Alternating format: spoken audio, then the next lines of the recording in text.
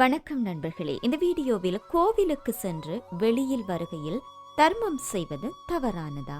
எங்களுடைய மனம் சந்தோஷமாக இருக்கும் போதோ அல்லது ஏதேனும் குழப்பமான மனநிலையில் இருக்கும் போதோ பெரும்பாலானோர் தங்களது இஷ்ட தெய்வங்களை வேண்டிக் கொள்ள ஆலயங்களுக்கு செல்வார்கள்.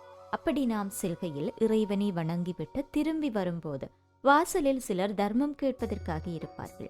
ஆனால் எங்களில் பலர் கோவிலில் இறைவனை வணங்கிவிட்டு இறைவனிடம் வரம் வாங்கிவிட்டோம் என்றால் இனி தர்மம் செய்தால் நமது வரம் அவர்களுக்கு சென்றுவிடும், அதனால் நமக்கு கோவிலுக்கு சென்ற எந்த பலனும் கிடைக்காது என தவறாக நினைத்து கொண்டு தர்மம் செய்வதை தவிர்த்து வருகின்றார்களா? இது தவறான மூட நம்பிக்கை என்று சொல்கிறார்கள். ஏனென்றால் நாம் இறைவனை வணங்கிவிட்டு வெளியில் உள்ளவர்களுக்கு லட்ச ரூபாய் நன்கொடை அளித்துவிட்டு நாம் இவ்வளவு பணம் செலவு செய்திருக்கிறோம், நமக்கு இவ்வளவு நன்மைகள் கிடைக்கும் என நினைத்துக் கொள்வது மூட நம்பிக்கை. ஒருவருக்கு உதவி தேவை என்றால் அதனை நம்மால் செய்ய முடியும் என்றால் அதனை உரிய நேரத்தில் எந்தவித பாகுபாடும் இல்லாமல் செய்து கொடுக்க வேண்டும். நாம் அவ்வாறு செய்கின்ற உதவி அல்லது தர்மம் சரியான முறையில் முழுமையாக சென்றடைகிறதா என்பதையும் கவனிக்க வேண்டும். அதை தவிர்த்து வெறும் பணத்தை மட்டும் கொடுத்துவிட்டு நாம் தர்மம் செய்துவிட்டோம், நமக்கு புண்ணியம் கிடைத்துவிடும் என்று நினைப்பது தவறானது. கோவிலுக்கு சென்றுவிட்டு வரும்போது ஒரு முதியவர் பசிக்காக உணவு கேட்கிறார் எனும் போது நாம் இல்லை, நான் கோவிலுக்கு சென்று வந்துவிட்டேன், அதனால் இப்போது தர்மம் செய்ய மாட்டேன் என கூறுவது தவறு.